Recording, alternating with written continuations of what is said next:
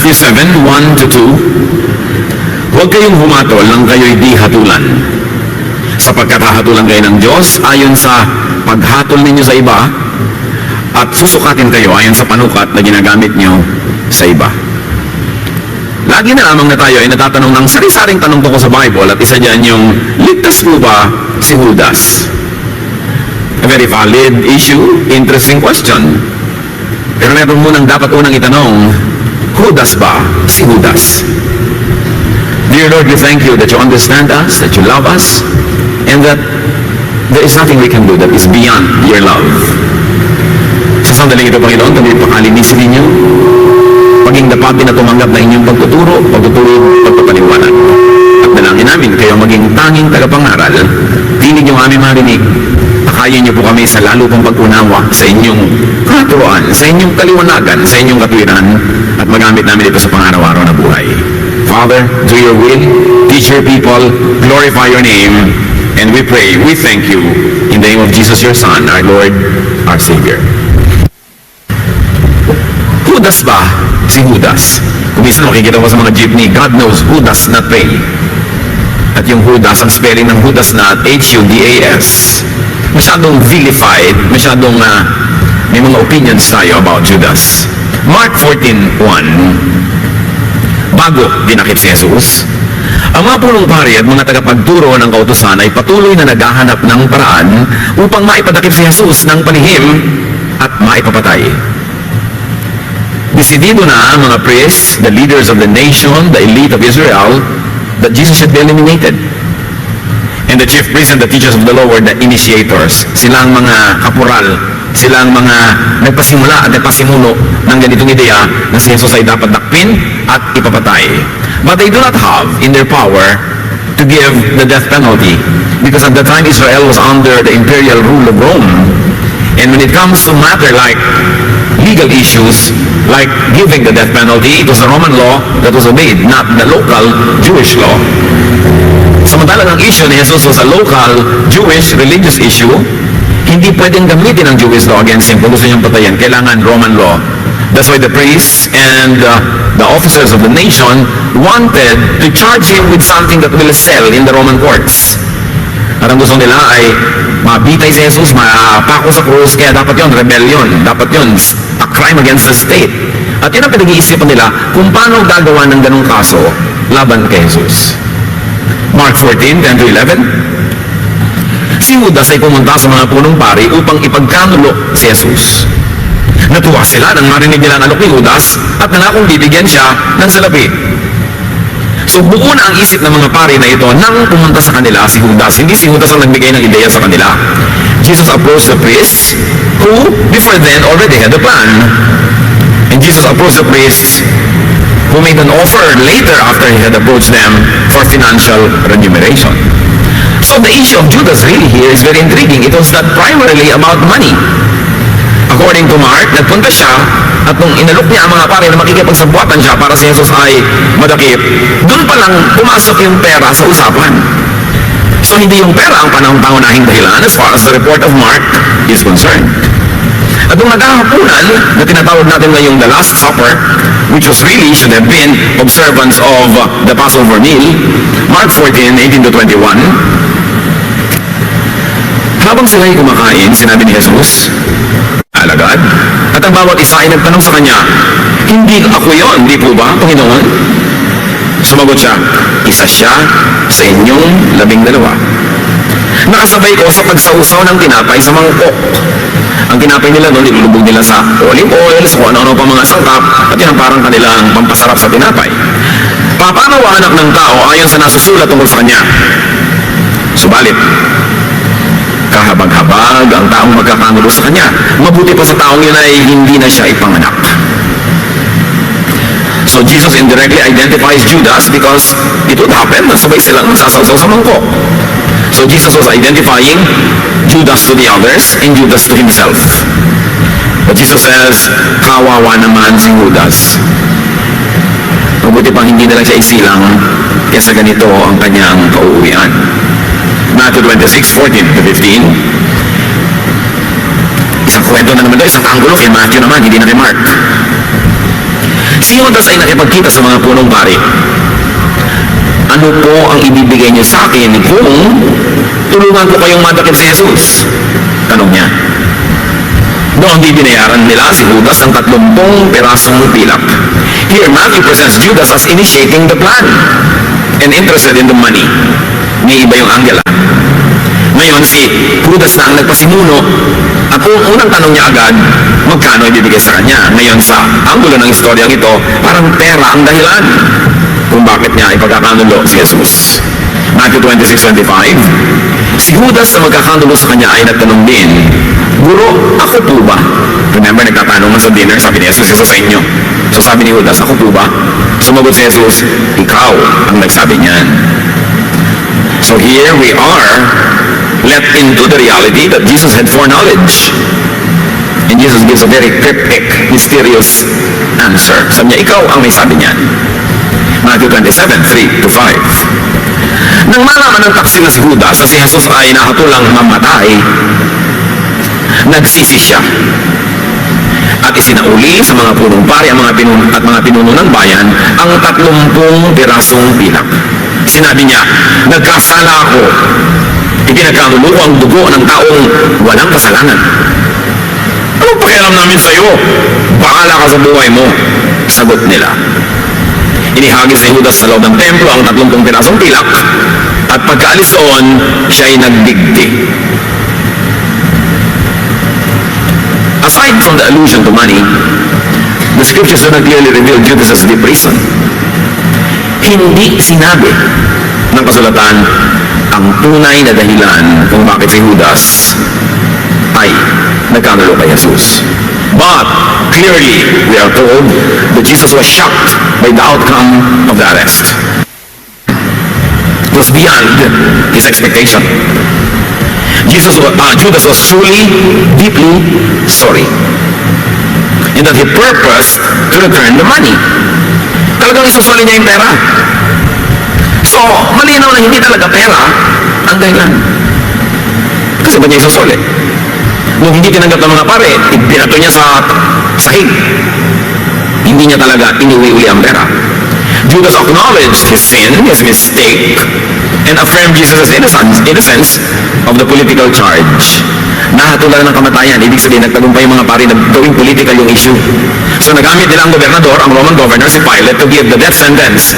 Therefore, it could only have been a political charge, and that was rebellion, inciting the people to revolt, exciting the people so that they could riot, all those things allergic ang Roman government. So hindi akalain ni Judas na yun ang ikakaso. Judas forcefully returned the money, then hanged himself. He died even ahead of Jesus. At pansinin natin yung mga pare. Jesus came as a repentant.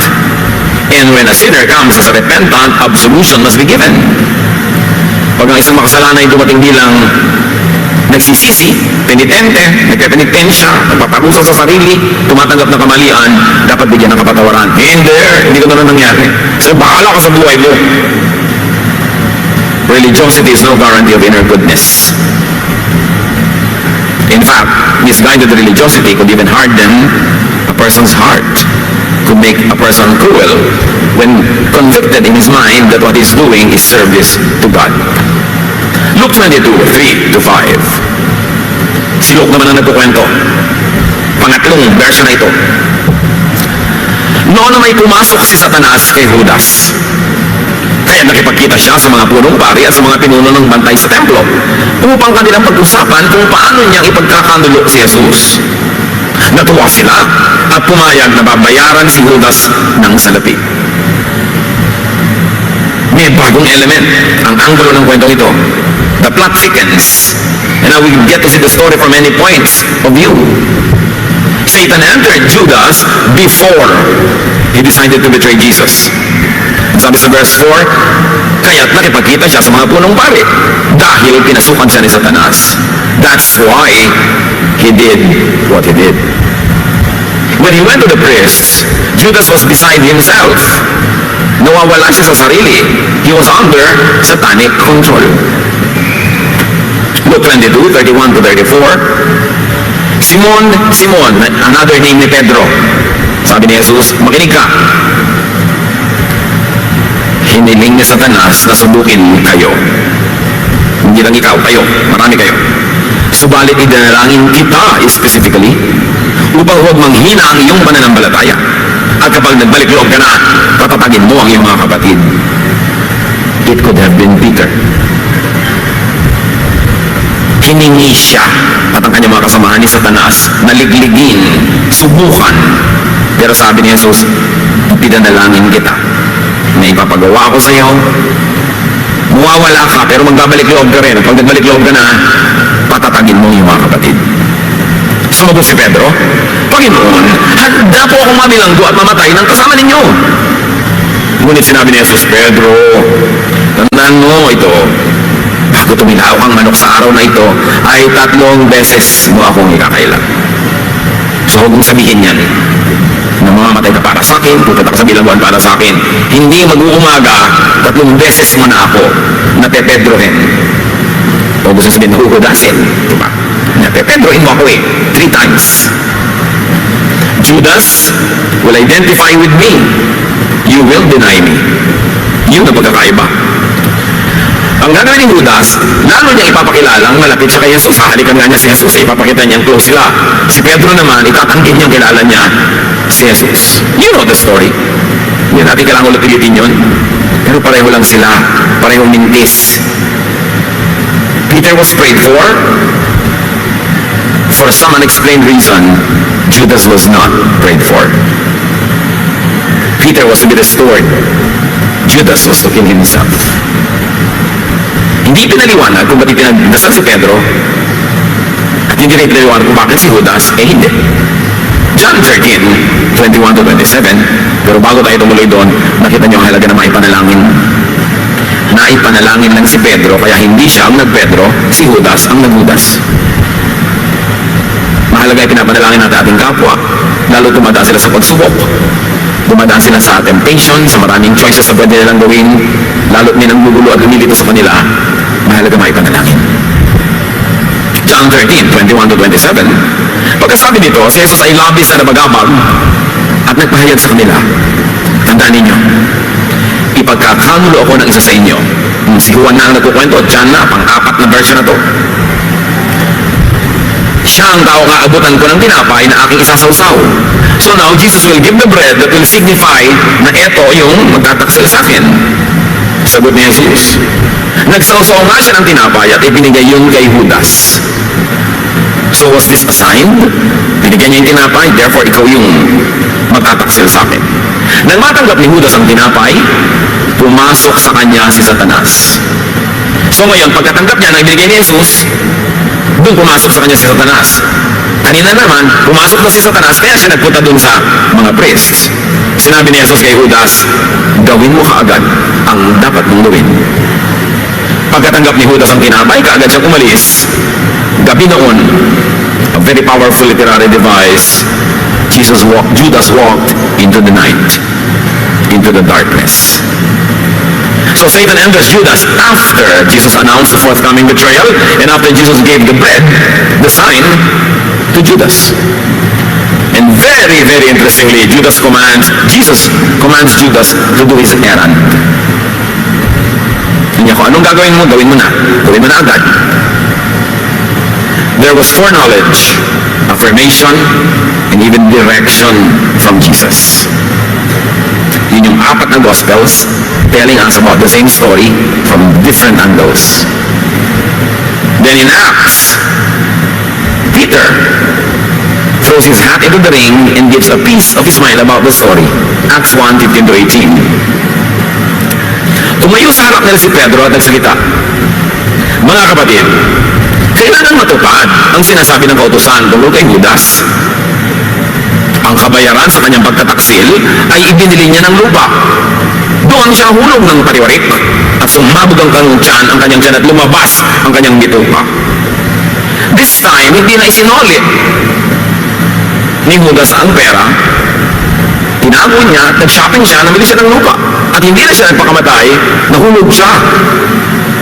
At nadagdagan pa ng detalye, bumulwak ang kanyang tiyan, tumapon ang kanyang mga bitukat, mga laman loob. What a very, very ugly ending.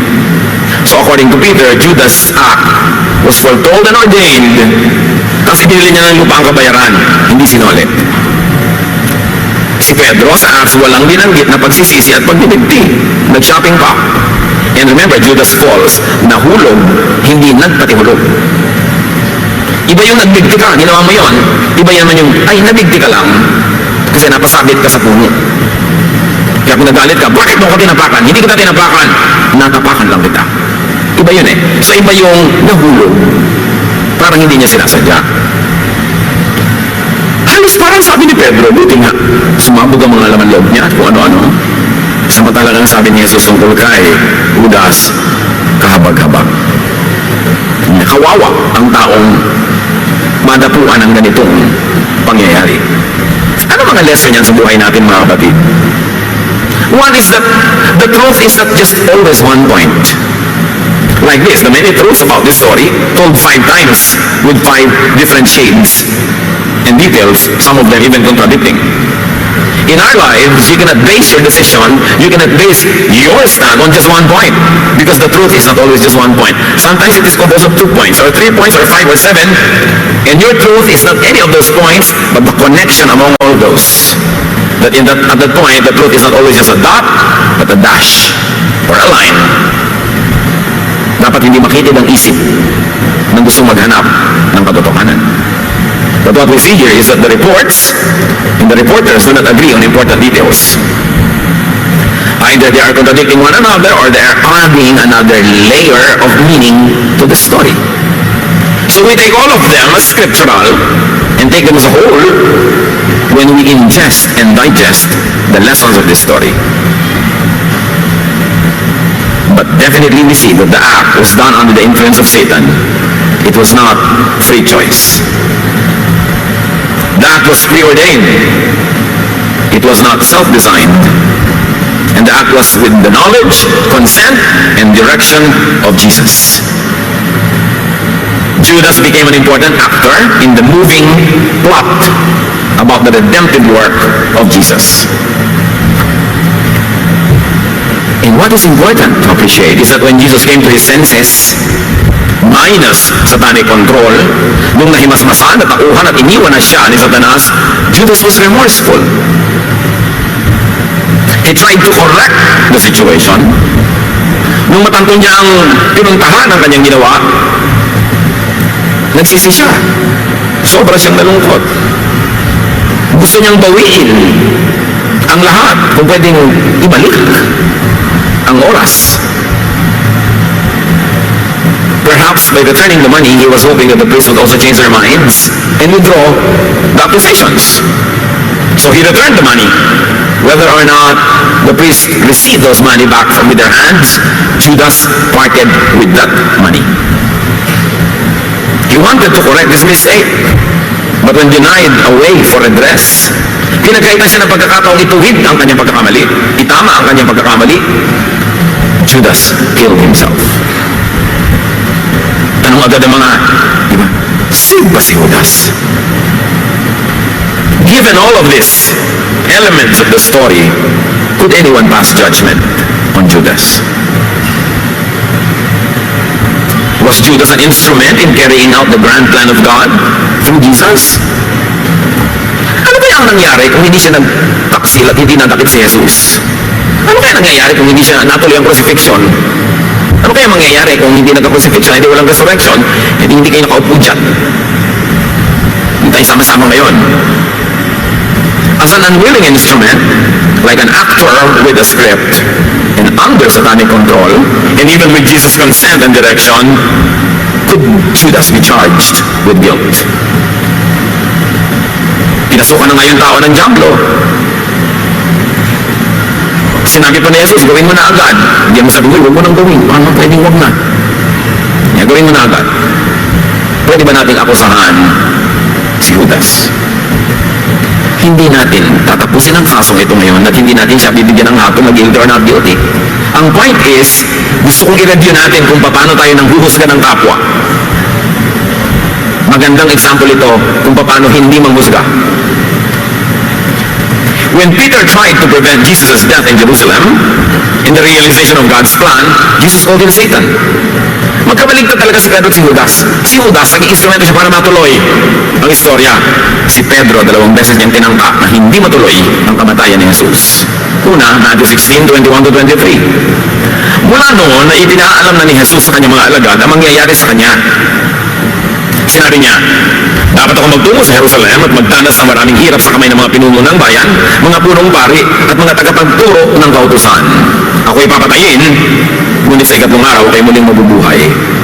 Nakita niyo ba na si Jesus ay hindi magdurusa sa harap ng mga kriminal, sa kamay ng mga prostitutes, sa kamay ng mga tax collectors, sa kamay ng sinners? No. Sabi niya, magdurusa ako, maraming hirap ang aking dadanasin sa kamay ng mga pinuno ng bayan, ng mga punong pari at mga tagapagturo ng kautusan. The elite, the religious and political and economic elite were the ones who was going to make Jesus die, but suffer so much before dying. So niya, papatayin ako. Pero ang ganda na sabi niya, okay, magalala sa ikatlong araw, okay, muling mabubuhay. Dinala siya ni Pedro sa isang tabi at pinagsabihan, Panginoon, huwag nawang itulot ng Diyos. Kailan may hindi yan mangyayari sa inyo. Ngunit hinarap siya ni Jesus at sinabihan, Lumayo ka, Satanas. Hadlang ka sa aking landas. Ang iniisip mo'y hindi sa Diyos, kundi sa tao. Tungkol kay Judas, sabi ni Jesus, kawawa naman. Mabuti pa hindi ka na ipanganak kung ganyan ang mangyayari. Kahabag-habag. Itong si Pedro, drama talaga siya. Hindi ko po papayagan mamatay kayo. So yung Satanas, lumayas-layas ka sa harapan ko. Hindi yan ang script ng Diyos. Kailangan maganap ito. Huwag mong hadlangan. And during the arrest of Jesus, when a disciple, which many scholars think is Peter, when a disciple tried to use force in preventing Jesus' arrest, Jesus stopped him. Matthew 26:50-54, sinabi sa kanya, sa arresting officer, yan ang sabi ni Jesus sa arresting officer, kaibigan pa niya yung mag-arrest. Itong si Pedro pumipigil, Satanas. Niya, kaibigan, gawin mo na ang sadya mo. Parang yung sinabi niya kay Judas, gawin mo na. At sa inilapitan nila at dinakip. Bumulot ng tabak ang isa sa mga kasama ni Jesus at tinaga ang utusan ng pinakapunong pare. At natagpas ang taingan yun. Sinabi sa kanya ni Jesus, ibalik mo ang iyong tabak sa lalagyan. Ang nabubuhay sa tabak ay sa tabak mamamatay. Hindi mo ba alam na kung hihingi ako ng tulong sa aking ama, ay padadalhan agad niya ako ng higit sa 12 batalyon ng mga anghel? Hindi ko kailangan ng tabak mo to prevent this. If I want this prevented, the Father in heaven will send me 12 battalions of angels. Ngunit, paano matutupad ang mga kasulatan na nagsasabing ito ay dapat mangyari? So, for having done what he did, and even under satanic control, Judas nga ba? Si Judas. Judas nga ba ang Judas ng barangay nyo? Alam nyo, hindi lang sa 12 disciples may Judas. O may binabansagan na Judas. Halos bawat pamilya may Judas. Okay? Yan ang black sheep namin. Ay, yan ang Judas namin. Lahat na lang ng mga nangyayaring dilubyo sa pamilya may isang binubugan na ng sisi. Ganon din sa isang kumpanya. Minsan nga, ganon din sa church. Hindi kami nabibless dahil dyan. There is sin in the camp. Mga ganyan-ganyan. Pero tayo, hinuhudas-hudas. Kaya mahalagang gabihin ng kwento. Because there's a Judas and he's one of us. And there's also a Peter and he's one of us. Tayo actually ang mga tauhan ng kwentong ito. Kaya mahalagang suriin ang ating mga sarili. Matthew 7:1-2. Sabi ni Jesus, huwag kayong humatol nang kayo'y di hatulan. Sapagkat hahatulan kayo ng Diyos ayon sa paghatol ninyo sa iba. At susukatin kayo ayon sa panukat na ginagamit ninyo sa iba. Kung mahigpit ka sa iba, mahigpit sa iyo ang Diyos. Kung di ka nagpapatawad sa iba, di ka patatawarin. Mapagpatawad ka, mapagpatawad sa iyo ang Diyos. Kaya kung paano kayo nanunukat ng kapwa nyo, yun ang ibinibigay niyo sa Diyos na the same panukat para sukatin din kayo. There are persons that people love to love, and there are those that people love to hate and to demonize. Pakaisipin niyo. Sa ating pamilya, circle of friends, sa ating social circle, madalas meron tayong paboritong pagmukhaing masama. Siya may kasalanan ng lahat. Siya lagi ang mali. Siya ang dapat laging sisihin. Why? Because people tend to oversimplify situations. Like oversimplifications down to the story of Judas, but now you see how complicated it really was. Seeing it from 5 different angles. People demonize others because people tend to label other people in order to easily pass judgment on others. Labeling. Pag na-label mo na ang taong tamad, kahit may mga ginagawa siyang sipag, bulag ka na doon. Ang makikita mo lang yung magpapatibay ng yung label na binigay sa kanya na, tamad na siya. Pag nilabel mo ng isang taong masama, hindi mo na nakikita mabubuting ginagawa niyan. Puro masama na lang para yung label na ibinigay mo, lalo mong mapatunayan. Kawawa ang matawag na Judas. Kawawa ang mabansagan ng kahit anong bansa. At pag labeled na, frozen na ang ID, siya na lagi yun. Kaya sa mga pamilya, kung minsan mga maliliit pa kayo, mga teenager, may tinawag na ito yung black sheep, hanggang katandaan na. Yun ang naka-assign sa kanyang role. Ayaw na nating mag-iba ng pag-iisip. Yung nauna, yun na lang. Kaya kahit may nag-aaway, yung mauna magsumbong, usually siya ang kinakampihan. Gusto niya, yung kaaway ko kasi masama. Masama na rin sa'yo. Galit siya, galit ka na rin. Kasi marami tayong pagsukat sa kapwa. Hindi naman natin talaga inaral. Minana natin yung damdamin, yung attitude nung nagkukwento. Tulad niyan, kaninang kwento, sa 5 kwentong ito ang nakatanim sa utak natin.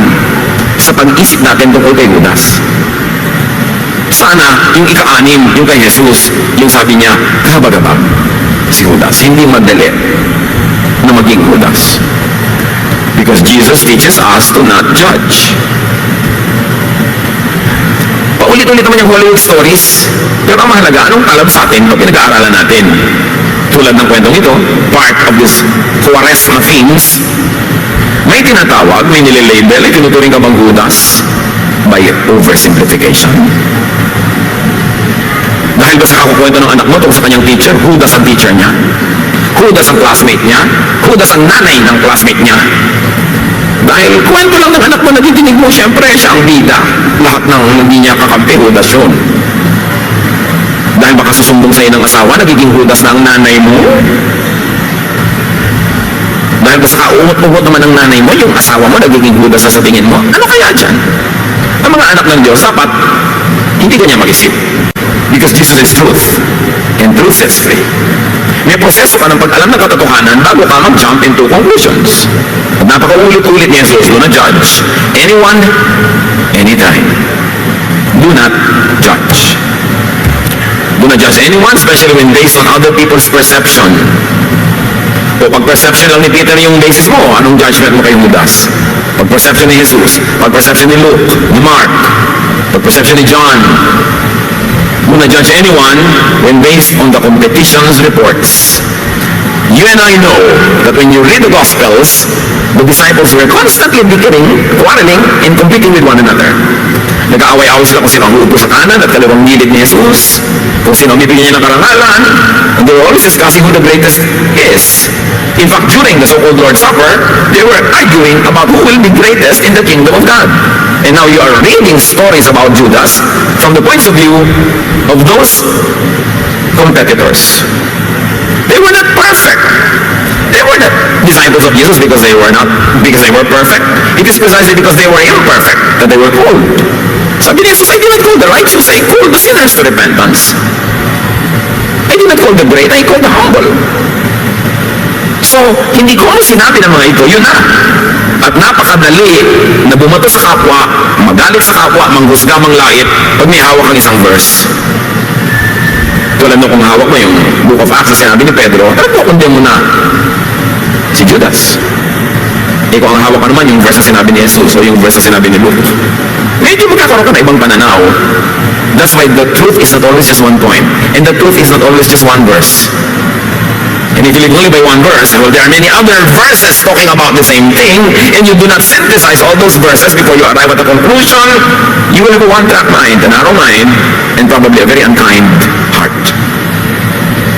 Kaya dapat nanunuri. Napakadali para sa atin na laitin, kawawain, batuhin ang isang tao pag meron tayong hawak na verse. Pero hawakan mo muna at unawain lahat ng mga ibang verses na may sinasabi tungkol sa topic na yun bago ka dumating sa isang conclusion. At kung may kaisa-isang verse na matitira sa iyong kamay na i-apply mo, let it be the verse of Jesus. Now, even the situation of Judas had so much gray areas and ambiguities. Kaya hindi ganun madali. At eto pa, Judas did not live to tell the tale, his version of the story. What we read are versions of the people who told the story from their point of view. And remember, history is written by the survivors, by the victors. Kaya kung may political regime na biglang pinalitan ng ibang regime, asahan mo i-demonize yung napalitan na regime at ang hero yung pumalit. Subukan mo magkaroon ulit ng mga pagbabago at yun naman pumalit ay napalitan, siya naman ngayon ang biglang masama. Because people who are in power control the dissemination of information. Kaya nga ang daming fake news. Hindi ka dapat naniniwala agad. Lalo ang hilig-hilig mo mag-forward agad, pass agad. Hindi mo pa na-check. Magugulo ang mundo, mami, yung 5 o'clock, pass ka ng pass, forward ka ng forward. Hindi mo naman ni-research. 5:30 pa lang. Fake news. So, importante na nagre-review. Ngayon, balik tayo kay Judas. Halimbawa, there's a Judas in each one of us. Halimbawa lang, muna kayo magtampo. Halimbawa lang. Have you committed a grave mistake na ikipinahamak ng kapwa? Yun ang ibig sabihin, naging Judas ba tayo? Ginagawa ka? If yes, do a positive Judas. Admit your mistake. Kung may nagawa ka na ikipinahamak ng iba, whether or not may malis ka o without malis, pero napahamak pa rin siya, admit your responsibility, correct the situation. Pay. In Judas' case, he returned the money. Hindi pwedeng I'm sorry lang. Kung may damage, bayaran mo. Kung may dapat ibalik, ibalik mo. Kaya nga si Zacchaeus, ibinalik niya lahat ng dinaya niya sa mga tao. With interest. Siyempre, cost of money. Yun ang tunay na pagbabagong loob. Yun ang tunay na pagsisisi. May kasabay na bayan. Hindi pwedeng sorry, siniraan kita sa Facebook. Yung pala, anong gagawin mong bayad? Hindi dapat purihin mo ngayon sa Facebook. Baliktarin mo yung mga ginawa mo. Aminin mo nagkamali ka. Aminin mo makati na kandila mo. Hindi pwedeng sorry lang. Dapat ituwid ang liko. Itama ang mali, bayaran ang utang. Do a Judas, but a positive one. Therefore, do not kill yourself. Nagkamali ka na, magpapakamatay ka pa, di dobling mali. Huwag ka magpakamatay. Hindi naman solution yun. Pero alam nyo, sabi nila, mga psychiatrist, yung dumadating sa pagpapakamatay is a form of mental illness. Merong chemical deficiency sa brain, merong emotional burden. Tapos ito pa nangyari kay Judas. Wala man lang tumulong sa kanya na kapwa niya disciple.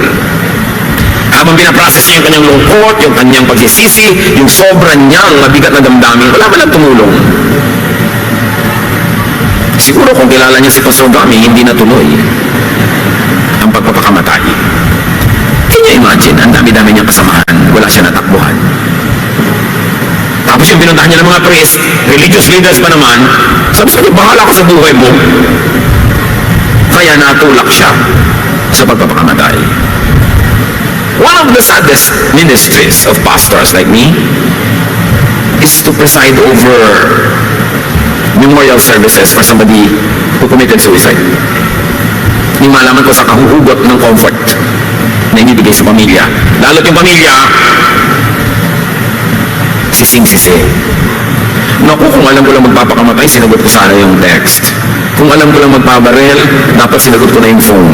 Sasamahan ko na lang sana siya magdamag. Kahit yayain niya ako sa low tide ng mga island, sasamahan ko siya. Kung alam ko lang magpapakamatay, itadrag ko ang ginagawa ko, pupuntang kayo. Hindi mo kasi alam. Kasi ang bago kong pakamatay ang tao, nagpapadala yan ng mga feelers, nagpaparamdam. Kung may tutulong lang kahit isa, maaaring hindi matuloy. Kung may ngingiti lang, uunawa. Walang nangyari nung kay Judas eh. But the question really is, why did Judas betray Jesus? What could have been his disappointment, his disillusionment, that turned into anger? Many scholars believe that Judas was a zealot. Isa siyang revolusyonaryo. Kasi ang Israel, hindi na uubusan ng mga militant, ang mga revolutionist yan, lalo't ang daming sumasakop sa kanilang mga ibang bayan. At ang inaakala ng maraming mga scholars, Judas was a zealot. Naghahanap siya ng Messiah tulad ng hinahanap ng maraming Israelites. At sa kanila, ang Messiah, yung hindi Messiah natin ngayon na spiritual savior. Ang tunay na concept ng mga Israelita sa Messiah was a political leader who's charming enough, powerful enough, with great powers from heaven, who will lead Israel in an armed revolt against Rome and will set the nation free. Ang mga Israelite, pag nagsasabi ng salvation, hindi salvation ang kaluluwa, pinag-uusapan nila. Salvation nila, political, economic, social salvation from their oppressors. Iba ang tingin natin ngayon sa the same word salvation, sa Messiah, sa Savior. Hindi spiritual sa kanila yun, political. Kaya nung dumating si Jesus sa Jerusalem, sa tinatawag natin na yung Palm Sunday, sinalubong siya ng mga palaspas, ng mga daon, ng mga tao, naglatag mga damit sa kadaan para daanan niya. Yun ang treatment sa political king. Hindi sa spiritual king. They were thinking that Jesus, upon entering into Jerusalem in a very big festival with everyone in Jerusalem excited and ready for action, they thought he would lead or announce the beginning of a revolt. But he went to the temple, and what did he do? Nagalit siya sa mga money changers who were making commerce out of religion, drove them away from the temple. Sabi ni Judas, yun lang. Ibinigay ko lahat ang buhay ko sa movement na to. Yun lang. Hinog na para sa revolution. Ang laki ng festival. Nandyan lahat ng mga Jews from all over the world. At lahat yan oppressed. Galit sa Rome. Galit sa elite ng bayan. Kung sinabi lang ni Jesus, mag-aalsa tayong lahat ngayon sa sabog ang Jerusalem. Kasi ginawa lang niya. Nagalit siya sa mga money changers. So niya ginagawa niyang komersyo ang house of prayer. That could have disappointed Judas. Wala na ibang maisip ang mga scholar kung bakit siya babaligtad. At hindi niya inakala na kung isuplong niya si Jesus at madakip, as again, as one of those false messiahs, kasi ang messiah nga sa kanila ay yung mag-lead ng political victory, so by that count, Jesus was a false messiah. Eh, matigil siya at masugpo ang niyang ginagawa. Iniisip ni Judas, religious issue lang yan. Eh, ginawa ng mga paring political, nagkaroon ng death penalty. So, lampas-lampas na to. Kaya nawindam si Judas. Hindi niya nakaya ang pinuntahan ng kwento. But don't forget, he was under satanic control. Whatever. The devil enters into one's heart through the openings caused by negative thoughts. Anong negative feelings ang pinasukan ni Satanas sa puso ni Judas? Maaaring disappointment that led to anger. Anong mga opening sa puso ng tao ngayon ang pwedeng pasukan ni Satanas? Negative feelings like envy, jealousy, hatred, fear. Yang lahat ng yan, ang inilawak si Jesus, ang mga sanya, do not fear, do not be angry, forgive, be at peace, be at rest. Kasi pag sobra kang stress, sobra kang pagod, pwede kang pasukan ng demonyo.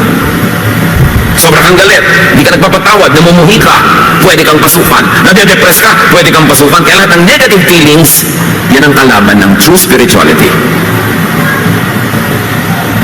Kailangan ni Satan ang entry point. Hindi ka basta-basta napoposes kung walang papasukan. Kung walang kakapitan. Kaya dapat, kung ayaw mong tirhan ka ng tubig, para kang buko. Pag dumaan ng tubig, daplisan daples. Pero subukan mo na buko kang ang dami-daming buhok. Kung ma-imagine nyo ang buko may buhok. Pagdating ng tubig, hindi aalis kasi hinuhold ng buhok. Ang baboy na hinuhuli pag mga piyesta-piyesta, contest, di ba? Pinapaliguan ng langis para dumulas. Ngayon, kung ikaw baboy, ang dami-dami mong tangkay, hawakan, ribbon, ang dali mong hawakan.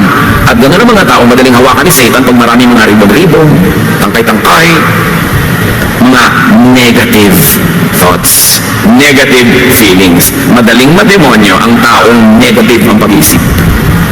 Nagtatanim ng sama ng loob, ng galit, nagtatampo. Diba? Ang daming ganun. Pag nagalit ka nga, minsan ang kung ano nung nagagawa mo, pagkatapos yung galit mo, nagsisisi ka rin.